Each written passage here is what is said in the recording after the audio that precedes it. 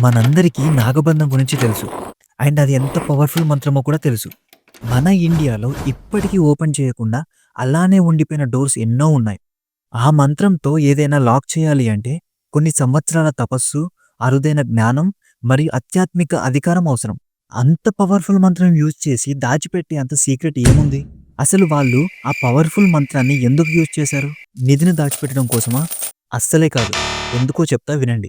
తమిళనాడులో ఉన్న పద్మనాభ స్వామి టెంపుల్‌లో 6 డోర్స్‌లో ఒక్కదానికి మాత్రమే నాగబంధం వేశారు. అండ్ రిమైనింగ్ వాటిని అలానే వదిలేశారు. అలా వదిలేసిన రిమైనింగ్ వాటిలోనే నిధి ఉంది. ఇఫ్ నిజంగానే నిధిని దాచిపెట్టడం కోసమే అయితే ఆ 6 డోర్స్‌ని నాగబంధంతో క్లోజ్ చేసేవాళ్ళు.